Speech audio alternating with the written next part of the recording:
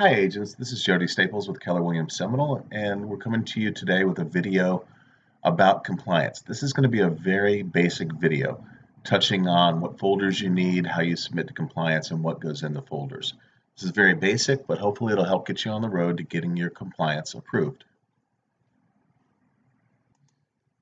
Start off by going to .loop through your MyKW, My Transaction section, and open .loop. You should see a list of all your loops. I've already prepared a compliance test loop just for this demonstration. Open your loop by clicking on the title. When you first open your loop, you'll see by default one folder called Folder. If you want to change the name of the folder, go to the three dots, rename, and type in the name of your new folder. This one we'll call Contract Folder. Every loop submitted to compliance should have a minimum of 3 folders. That is a contract folder, a closing folder, and a miscellaneous folder. These 3 folders, whether it's your listing or whether you're working with a buyer, should be in every loop. Additionally, if it's your listing, there will be a 4th folder called the listing folder.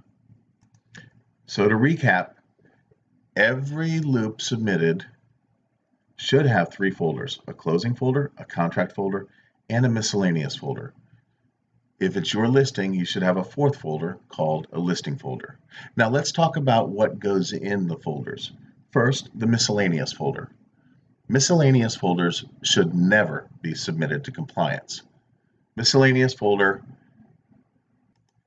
is there so you can keep documents that are important to your transaction but aren't required by compliance. Good examples of this are things like a survey, a pre-approval letter, a termite inspection, or anything else that you want to preserve with your transaction that's not required. Things like maybe emails between the parties that are important. Bottom line with the miscellaneous folder is it's for you to store documents, not for compliance. The miscellaneous folder should never be submitted. Next, let's talk about the listing folder. To assist you, we've created lots of checklists to help guide you through what documents are required.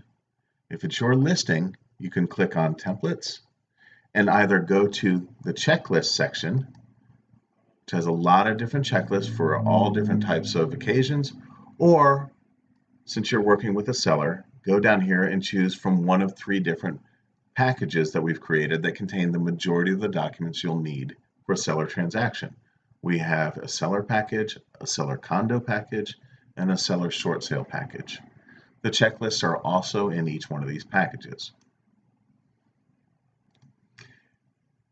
Add the checklist to the loop, and it will guide you through what documents are needed to clear compliance. As you can see on the residential listing checklist,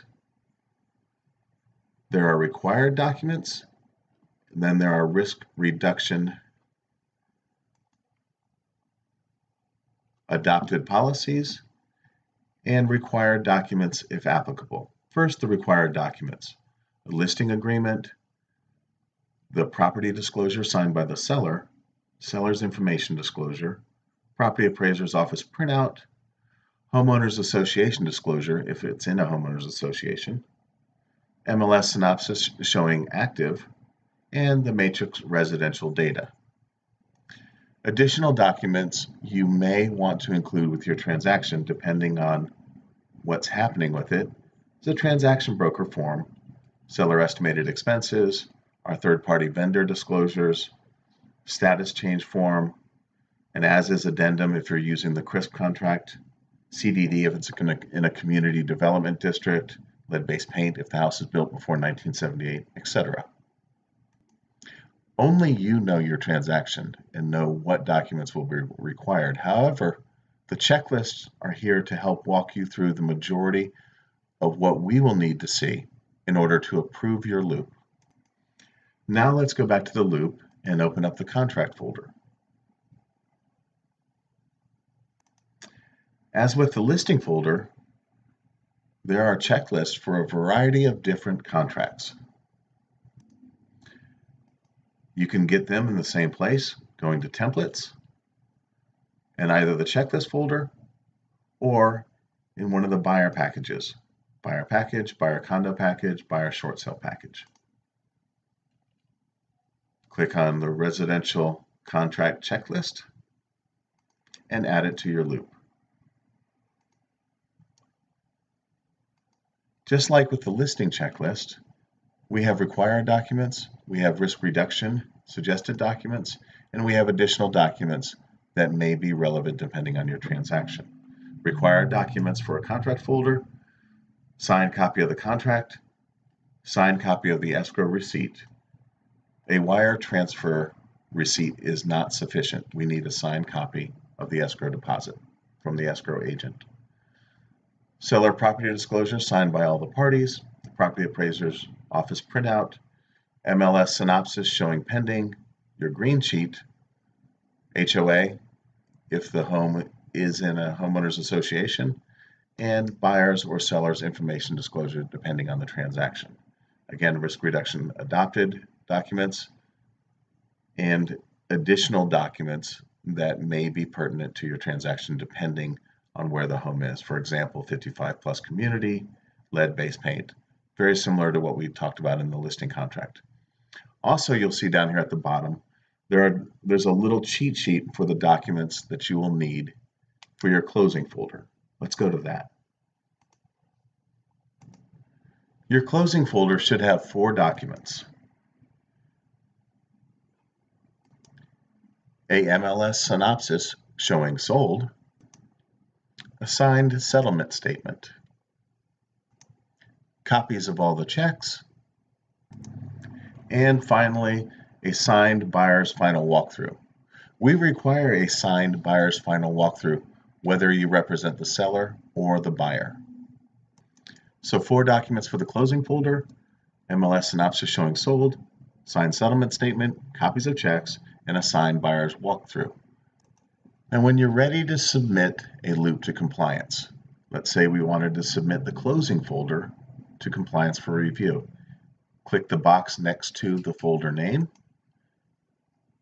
and up here at the top right, you'll see a link that says Submit for Review. Click that. You will get a pop-up that shows all of the folders that are in that loop, asking you which folder you wish to submit. In this case, we want to submit the closing folder. There's also a link over here to the right that allows you to choose buying or listing. It's very important. Every folder we submit is submitted as a buying folder except for the listing folder. Every folder is a buying folder except for the listing folder. There's also a little section down here to type in notes. And then you click Submit. Once submitted, compliance will review generally within 24 hours during the week. If your folder is complete, it will be approved. If there's something wrong with the folder and we have to send it back to the agent, up here in the message center, we will send back a message letting you know why we sent it back and what needs to be fixed to get it approved. Always check the message center. That's how compliance and the MCA communicates with the agents about what goes on in the loops.